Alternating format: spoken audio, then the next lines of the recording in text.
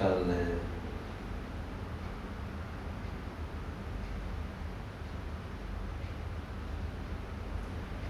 אתה תופס את עצמך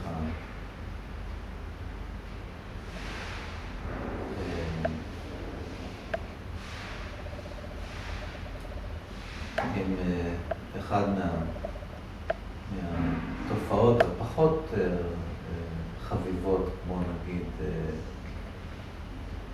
רגש אשם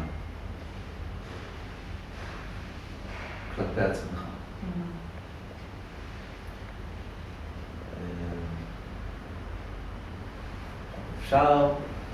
אפשר להתמסר אליו בצורה מלאה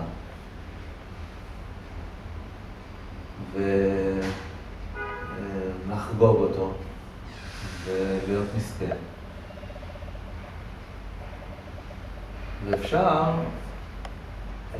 לאפשר לו לקרות. זה לא עניין שאנחנו מאפשרים לו לקרות, הוא קורה כחלק מאיזשהו מערך ענייני. אבל אם כשזה קורה, אנחנו יכולים להגיד לעצמנו,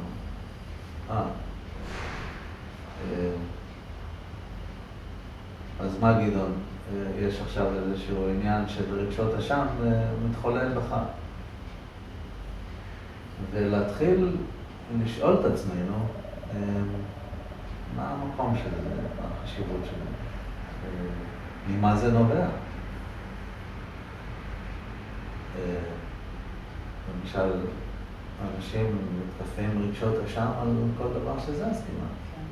או האשמה עצמית, ואם זה לא האשמה עצמית, זה האשמה של מישהו אחר. אז אם רשמנו את זה כדבר שלילי, שאנחנו לא רוצים אותו, ואנחנו באבל על זה שהוא קורה, אז יש לנו כאן שני דברים שקורים. אחד זה הרגשות אשם, והשני זה האבל עליהם.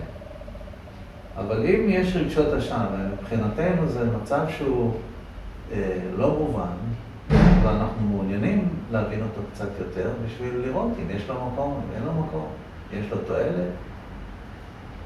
פה אנחנו חיים, עובדים, נמצאים בתהליך של קידום של דברים. במקום להיעלל על זה שאין לי את האוטו כמו לשכן שלי, או אני גם הייתי רוצה לנסוע לחול או להודו, או אני לא יודע לאיפה. ולהסתובב עם האף למטה, עם אותו רעיון של סי, שלכולם יש, ולך אין. אבל יש אשם הזה, זה משהו שאתה אמרת, מתמכרים אליו. זה כבר נהיה התמכרות, לעשות את הצעד אחורה הזה ולהסתכל, להחליט להיות אדיש כלפי זה, או בוחן,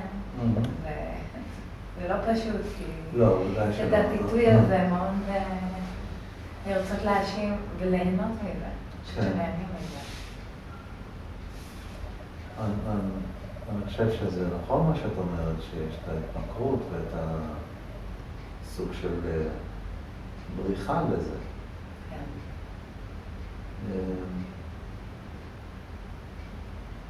אבל זה באמת תחום טיפה אולי לא הראשון להתחיל איתו,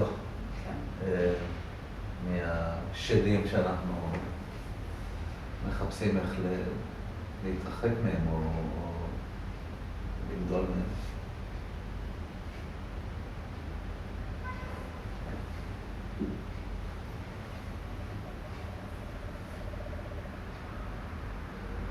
שואל את עצמך אם הדבר שיש לך רגש אשם בקשר אליו,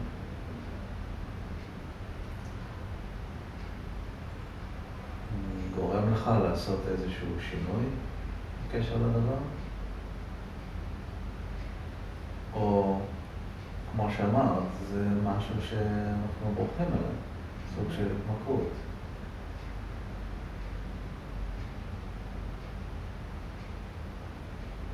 גם אתה הרבה פעמים שואל את עצמך למה זה עולה. למשל, אחד מהדברים הבולטים.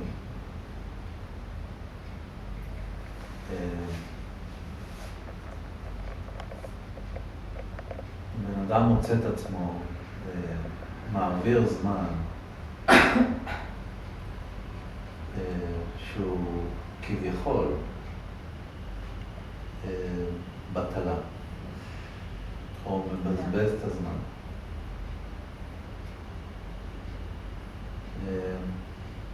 משום מה, בפסיכולוגיות שנכתבו, זה דבר שראוי להענשה עצמית ולרגש אשם. אנחנו אפילו לא שואלים את עצמנו למה, או ממה זה נובע. כי כשהיינו ילדים לא היה לנו שום בעיה להעביר את כל הזמן שלנו בדברים שהעברנו אותו בהם, ולא היה לנו שום חשבון בכמה אפשר למכור את זה,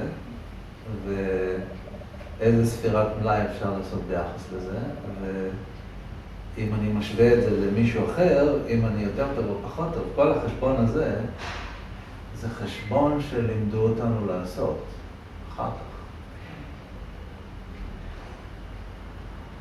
אז יש לי שאלה, לשבת ולהיות עסוק.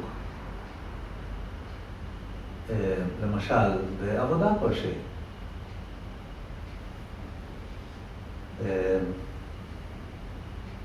אוקיי, העבודה, הכבוד שלה במקומה, ובן אדם צריך להתפרנס, ולהתפרנס בכבוד.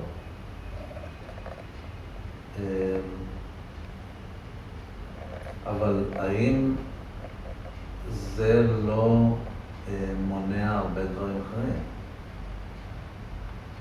ובן אדם לא יכול להגיד לעצמו, רגע, אני מבזבז את הזמן שלי. בזמן הזה שאני עובד 16, 12, 14 שעות ביממה,